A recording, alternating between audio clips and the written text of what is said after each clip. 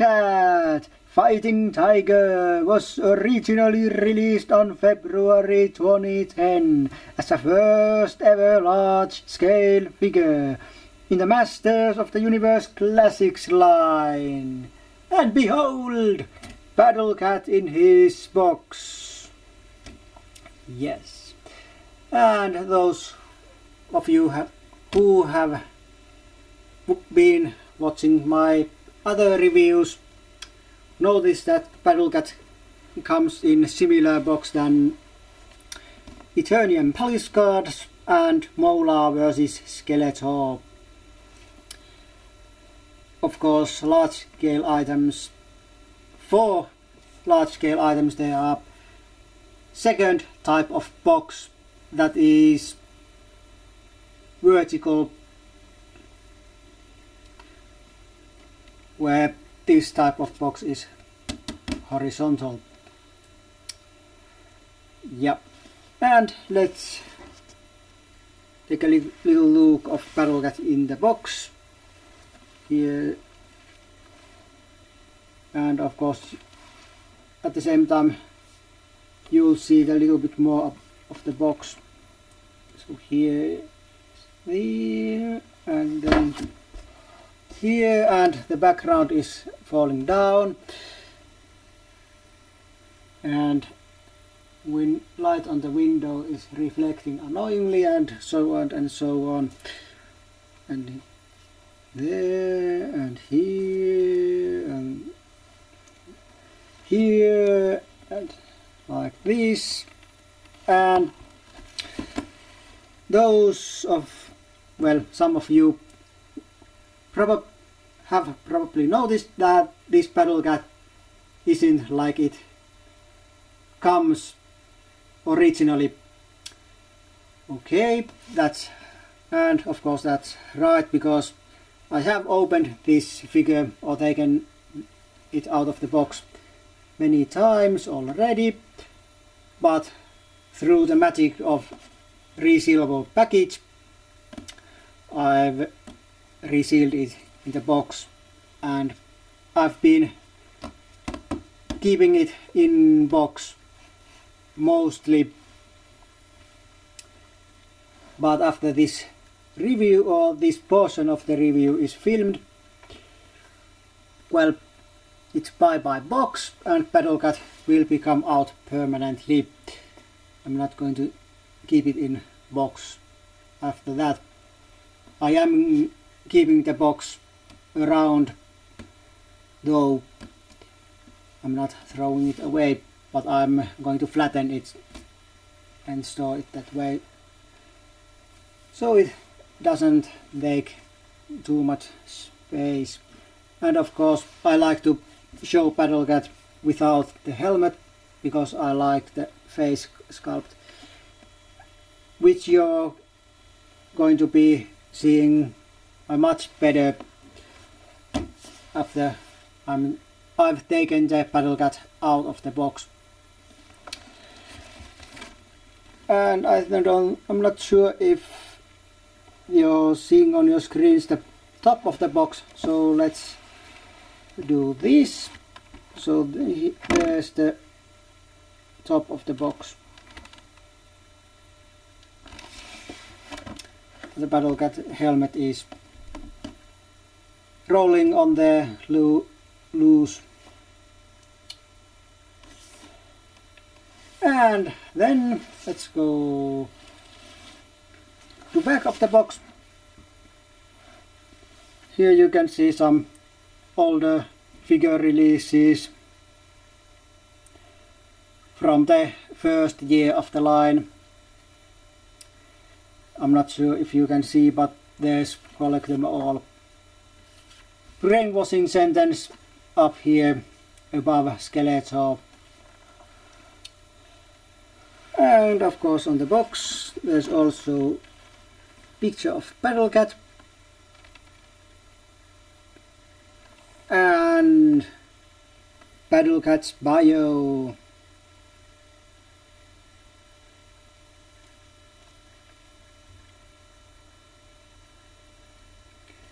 And Matty and Matisse logo and some other things that you can ignore. Yeah, but that's it. I mean, that's it for the box. And the box is done, so say hello to opened figure review. Alright, and here he is, Paddle Cat out of the box. And like always, let's start with figures articulation. And first there's his tail that goes up and down and all over around.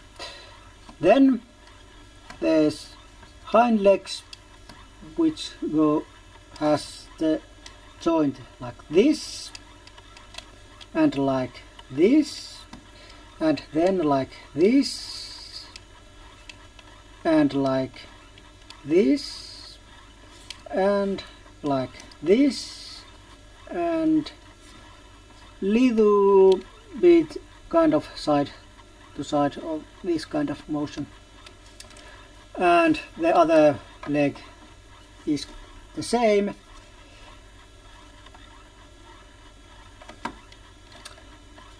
Then, well, the other leg is the same what comes to articulation, but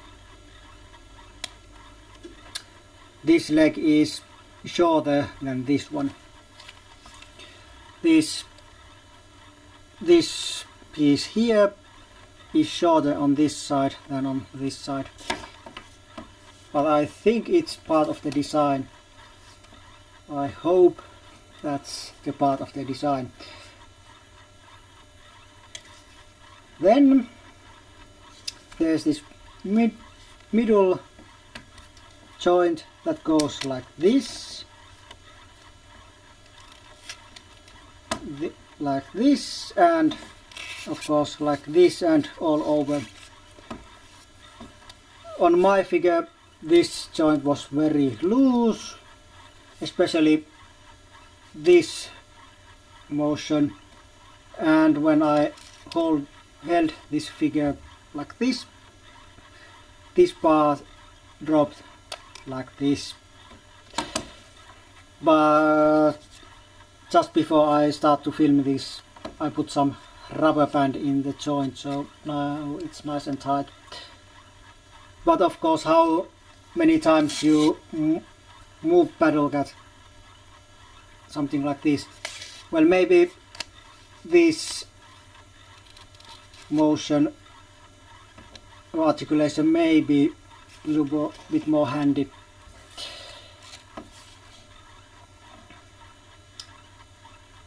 Of course, when the saddle is on, it's pretty hard to move this joint at all. Then let's go forward, and front legs have first of all motion like this, then they move of course like this, and then this joint goes like this and this, and rotates like this, and then rotates like this and goes like this. And like you know, this front and hind legs are having different kind of articulation. Hind legs are having more points of articulation than front legs.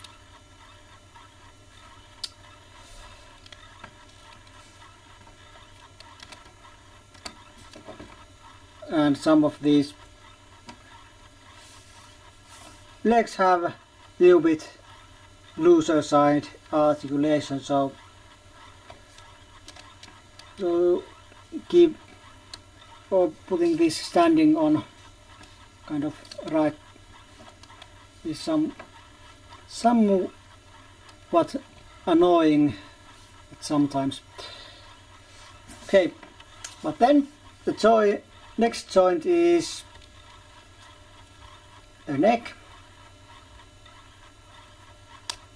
that goes down and up. Well, this is the most up it goes, and this is the most down it goes. Of course, this head goes a little bit down, but this is the most down it goes, and this is the most up it goes. This next joint goes like this. This groove is for that. I don't know why it's made all the way here, this hole, because this part isn't going that far, but oh well. What's done, it's done. And it doesn't show from here unless you are looking down. And the rubber band is showing. Okay, now it's hidden. And I already showed that head goes like this, but it also goes like this and all around 360. And the last point of articulation is the jaw.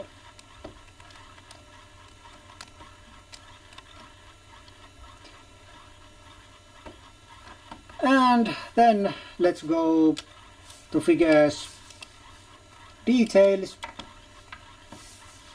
Well, I technically already mentioned one detail, that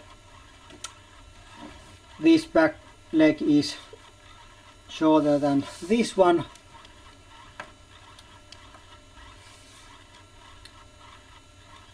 And most of this figure, well, like you could expect, is dark green and orange stripes on green fur or green base. And this figure is sculpted to look like a fur, much like on figures that are based on Beastman.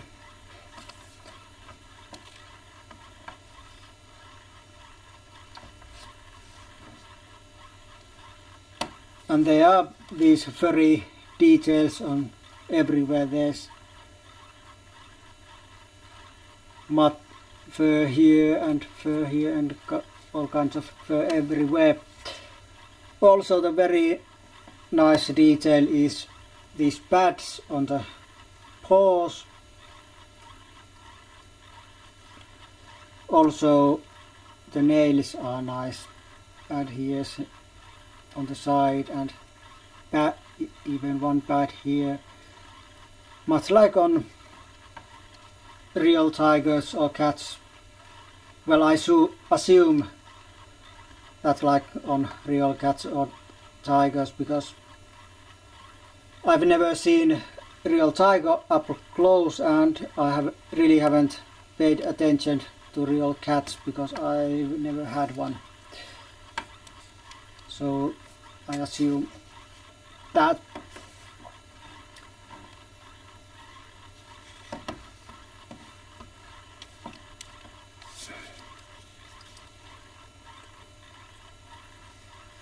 I don't know if there's something wrong with this. No, it's only in my mind. Okay, and then let's continue. Like I said, there's fur everywhere, and the most awesome looking part of the sculpt is of course the head. Especially Battlecat's eyes are very awesome, and the face is, well, awesome, like I've probably said many times already. And the mouth is very nice looking also. Black gums,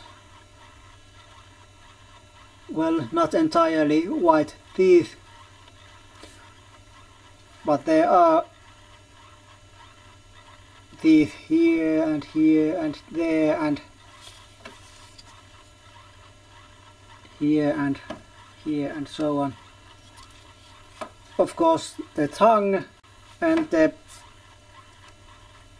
top of the mouth are nice also. Very nice details.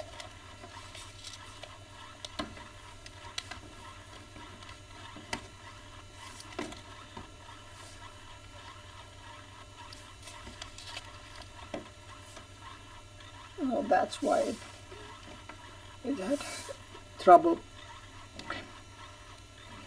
Yeah, but overall that's Battlecat. So now he needs his accessories. Well, technically one accessory in two parts. So here comes the armor. So Battlecat goes there, and here comes the armor. Nice red color armor with some metallic accents, and I like the fact that those parts that are colored metallic are the parts that in reality would be made from metal, and other parts would be made from something else.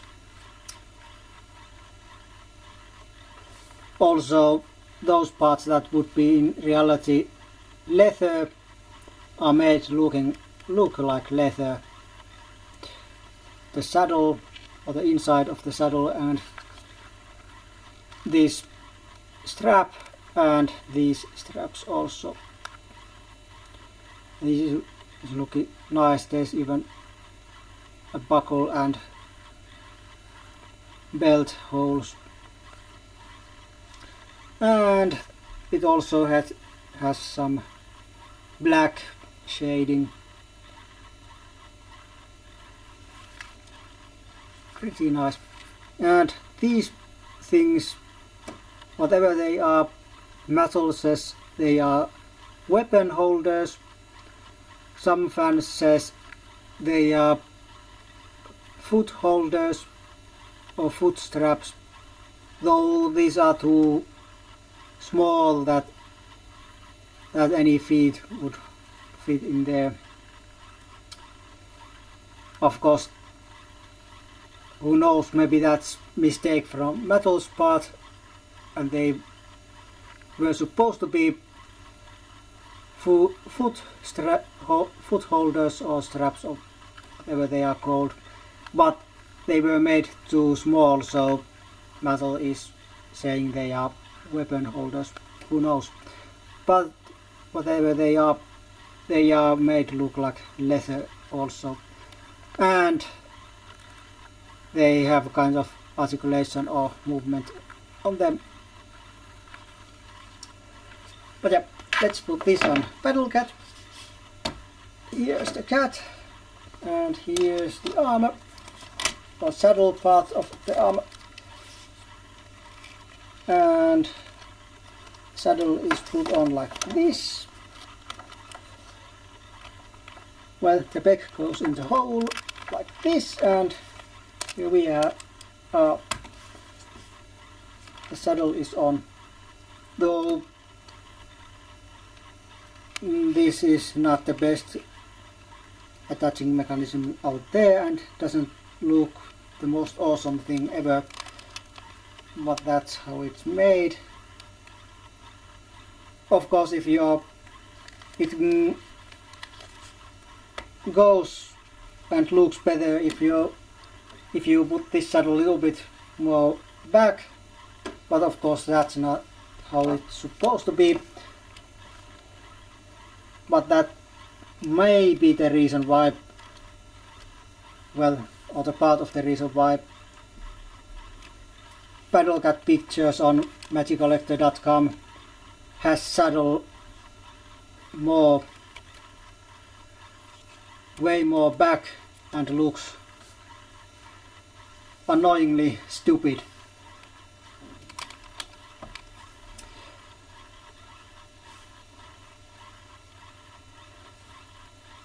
Okay, but there's Paddlecat. There's some paint rub here. Oh well, it might have been made by me because I've played with this figure before. Yeah, and let's take the helmet that I'm not using on this figure so much because it hides the awesome details on the face. Of course, there are some very awesome vintage artwork out there where Paddlecat is not having his, well, mask or helmet, so it's not entirely, shall we say, wrong or bad if helmet is not used. I prefer this figure without it.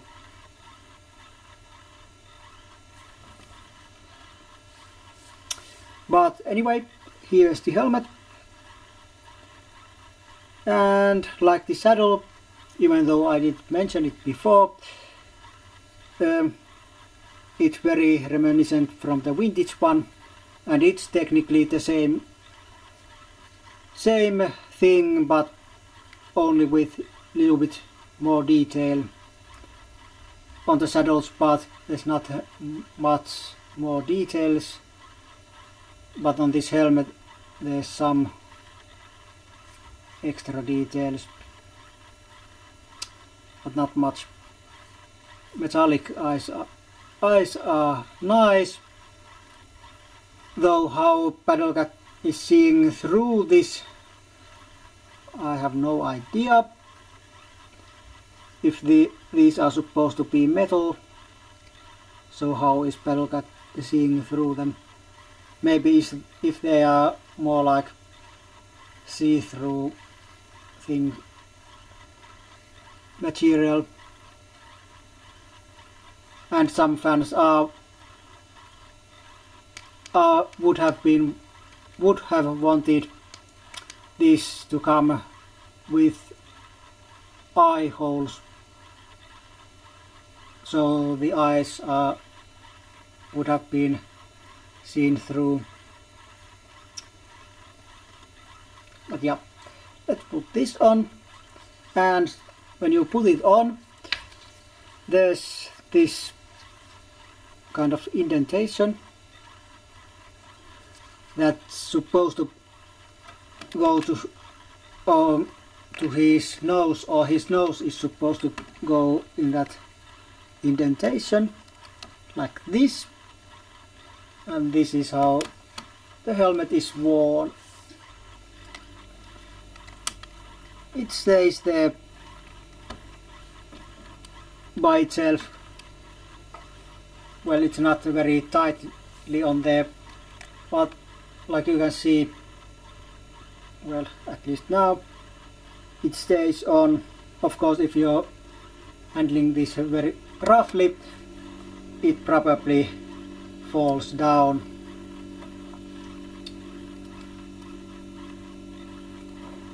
and I'm very glad that my Battle Cat doesn't have as weak knee joint, no knee joint, but of course I mean the neck joint, because some fans have so loose neck joint that when the helmet is put on, the head goes like that and, well, falls down,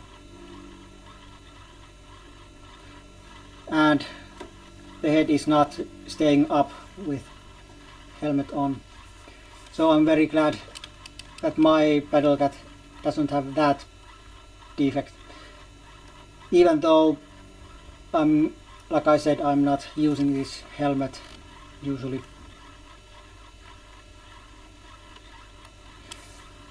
And I'm actually kind of worried about Panther that is coming to me in few weeks. Well, at least from filming this review. Of course, when you be watching this, when you are watching this, I may already have Panther. Of course, who knows, I might even have the review about him, but that's not happening before May 2011.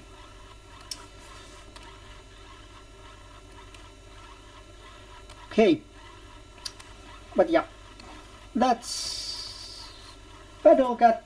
But of course, Battle Cat needs someone to ride him, and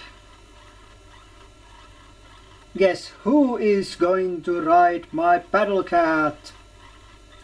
Yes, it is the most powerful man in the universe, He-Man, and its ugly version, Battle Armor He-Man. Yes, I'm calling it an ugly version because I don't like how it looks. I don't like how this part looks, otherwise it's not so bad. But this version is going to be riding my Battle Cat from now on, and my standard He-Man will be on my primary display shelf, and this one will be on other shelf with my, well, with this Battle Cat, and it will be joined by Skeletor, Battle Armor Skeletor, and Panther when Panther is arrived.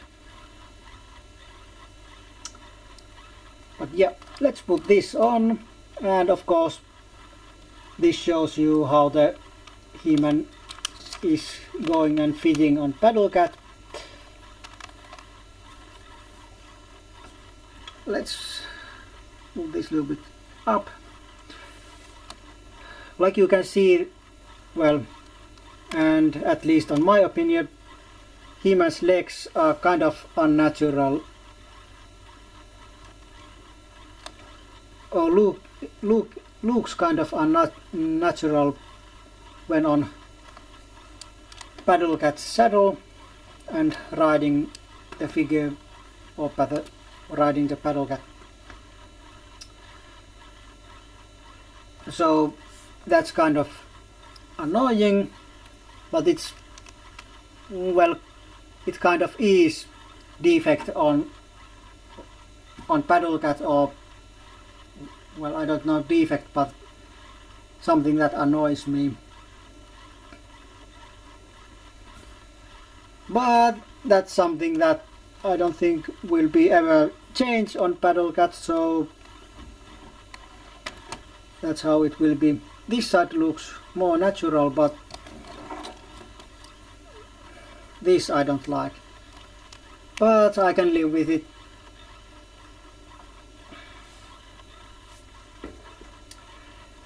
Yeah. And let's go a little bit more up. And here we have Battle Armor He-Man, where he belongs. Yep.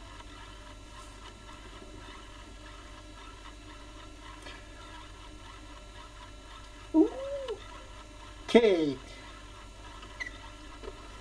So how would I create Battle Cat? Well, first of all, I gave Battle Cat 4 out of 5. It's nice looking, has really not any paint defects and not really much any defects at all. Well, some joints are a little bit loose, mostly on the back leg or hind legs, but nothing very bad. Otherwise very nice details and so on. And of course, because I had the vintage figure, I like this one also. And when the Battle Cat was first released, and when the first fans got it, they were saying that it was huge and very heavy and so on. But I don't agree, well, at least fully. Well, okay, it is, well, I don't know if it's so big. Well, it's kind of massive, or at least it's bulky, sturdy figure. And well, if you are comparing it with the vintage one, of course it's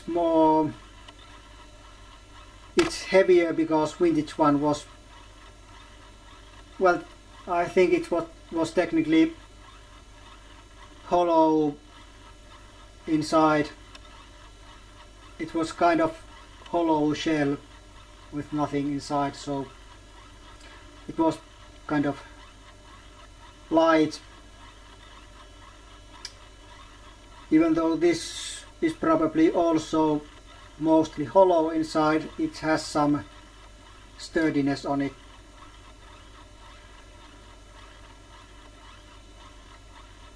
Also, well, of course, if you think that this weighs about much as Titus, of course, when you compare those two, you would say it's pretty heavy, because Titus was supposed to be a giant, which in my opinion means weighs a hell of a lot more than any tiger, magical or not.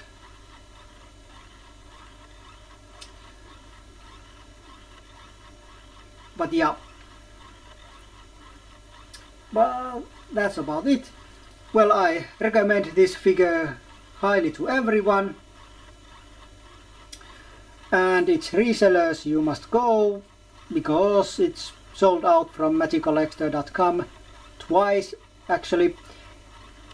First issue and the reissue, both came in 2010.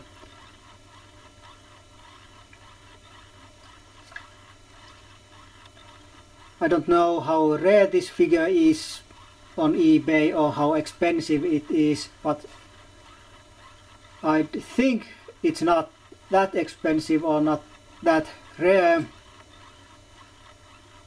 because it's already had 2 releases.